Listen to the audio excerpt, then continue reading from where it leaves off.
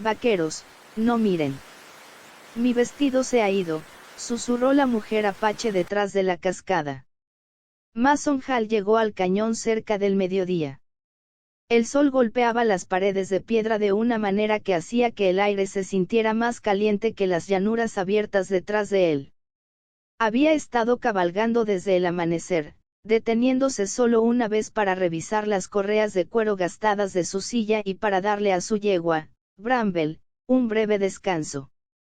Su trabajo como tratante de caballos a menudo lo mantenía en movimiento entre asentamientos dispersos. Pero este viaje tenía un peso diferente. Iba camino a entregar 2 caballos a un ranchero al norte del cañón, esperando que el pago cubriera el forraje y los suministros que necesitaba para los próximos meses. El dinero siempre era escaso, e intentaba evitar quedarse en un pueblo el tiempo suficiente para que alguien preguntara por su pasado. Su pasado nunca lo abandonaba, incluso cuando nadie preguntaba. Años antes, había trabajado con un grupo de exploradores que patrullaba regiones en disputa a lo largo de la frontera. Una decisión que tomó durante una tensa incursión nocturna resultó en muertes que aún reproducía en su mente. Desde entonces, se mantenía en trabajos tranquilos, alejado de las multitudes y evitando situaciones que requirieran confianza. El cañón, con sus caminos estrechos y tramos de silencio, le convenía. Prefería la tierra que mantenía su distancia. Guió a Bramble hacia la pequeña cascada que conocía por viajes anteriores. El agua se acumulaba en un estanque sombreado en la base, proporcionando uno de los pocos lugares confiables para beber en esta región árida. Al acercarse, Mason redujo el paso, escaneando el suelo automáticamente en busca de señales frescas, huellas, arena alterada, cualquier cosa que sugiriera que no estaba solo. No vio nada inusual, así que desmontó. El aire cerca del agua se sentía más fresco. Aflojó la brida para que Bramble pudiera beber libremente. Se secó el sudor de la frente con el dorso del guante, aliviado de descansar unos minutos antes de seguir adelante. Mientras se arrodillaba para rellenar su cantimplora, un sonido leve llegó a sus oídos. No era el caer del agua ni el movimiento de los cascos de su yegua. Era un suspiro, corto, tenso y desigual, como de alguien intentando serenarse. Mason se quedó inmóvil. Su instinto se agudizó al instante. Había sobrevivido a demasiados encuentros cercanos durante sus años como explorador para ignorar algo tan pequeño. No alcanzó su arma, pero dejó que su mano descansara cerca de la funda, listo si la necesitaba. Se levantó lentamente y giró la cabeza solo lo suficiente para revisar los bordes del cañón. Nada se movía a la vista. El sonido había venido de detrás del agua que caía. Mantuvo su voz calmada y controlada. ¿Hay alguien ahí? Durante varios segundos, no hubo respuesta. Luego, una mujer habló. Sus palabras, tensas pero deliberadas. No me mire. Por favor, necesito ayuda. El tono lo golpeó más fuerte que la petición misma. Ella no se escondía para emboscarlo. Se escondía porque no quería ser vista. Mason dio un paso atrás desde el agua para mostrar que no se acercaba. Dígame qué necesita. Mi ropa se la llevó la corriente, dijo ella. No tengo nada con que cubrirme. Él lo entendió de inmediato.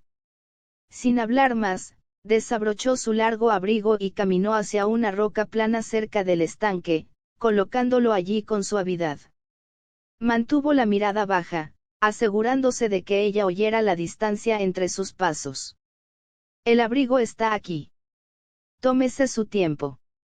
Volvió al lado de Bramble, asegurándose de no bloquear su camino si ella necesitaba espacio para salir. Detrás de la cascada, un movimiento se agitó. La figura salió lentamente, manteniendo la mayor parte de su cuerpo de perfil. El abrigo envolvía su figura, sus manos aferrando la tela con una tensa protección. Era joven, quizás de unos 25 años, con el cabello negro y largo cayendo mojado sobre su espalda y hombros. Su respiración era controlada pero temblorosa. Mason no levantó la mirada más allá de su rostro, incluso eso le parecía más atención de la que ella quería. Notó el agotamiento en su expresión y la tensión en su postura, como si hubiera corrido mucho antes de llegar a este lugar. Ella se ajustó el abrigo una vez más antes de hablar. Me llamo Asche. Mason Ale, dijo él. ¿Está herida en algún lado? Ella dudó antes de responder. Mi pie, golpeé una roca cuando salté del camino de arriba. Déjeme ver desde dónde está parado, dijo él, manteniendo la distancia. Ella cambió su peso, extendiendo ligeramente la pierna para que él pudiera evaluarla sin acercarse más. Su tobillo mostraba un moretón visible, hinchado alrededor del hueso. Caminará más lento, pero aún puede caminar, dijo. Asche asintió. Sus ojos se dirigieron hacia la entrada del cañón, buscando movimiento. Me persiguieron hasta aquí. ¿Quiénes? Preguntó Mason en voz baja. Asaltantes, dijo ella. No sé cuántos, pero dispersaron a mi grupo. Corrí hasta que ya no pude oírlos. Mason evaluó las paredes del cañón, escuchando cualquier eco que no perteneciera. No oía persecución, pero también sabía que los jinetes podían moverse en silencio cuando querían. La posibilidad de peligro cambió sus prioridades. Su trabajo de entrega podía esperar. Mantenerla con vida, no. Conozco un refugio no lejos de aquí, dijo. Un viejo lugar de cazadores. La sacaremos de la intemperie. Asche lo estudió cuidadosamente, tratando de determinar si confiar en él era un error. Mason podía leer el conflicto en su rostro. Necesitaba protección, pero también entendía el riesgo de depender de un desconocido. Puede caminar delante de mí, ofreció. Me quedaré atrás. Usted elige el ritmo. Ella tomó un respiro lento y finalmente asintió. De acuerdo. Se alejaron del área del estanque, sus pasos cautelosos los de él, firmes y silenciosos. Asche miró hacia atrás varias veces, no porque le temiera a él, sino porque su cuerpo aún no se había serenado del pánico de ser perseguida. Mason no comentó ni la apuró. Ajustó su velocidad sin llamar la atención sobre el tobillo magullado que la ralentizaba. El cañón se transformó en curvas más estrechas, y el sonido de la cascada se desvaneció tras ellos. Mason notó la manera en que Asche se ajustaba el abrigo con cada ráfaga de viento y cómo sus hombros se relajaban gradualmente cuando nada los amenazaba durante varios minutos. La observó sin mirar fijamente, alerta al peligro, pero consciente de su incomodidad. Ella tenía dignidad incluso en este estado vulnerable, manteniéndose erguida a pesar del agua fría y el peso del miedo que aún no había liberado. ¿Por qué viajaba por aquí?, preguntó Mason, manteniendo su tono neutral. Mi familia estaba cambiando de campamento, dijo ella en voz baja. Intentamos evitar áreas de conflicto, pero el peligro nos encontró de todos modos. Él no presionó más.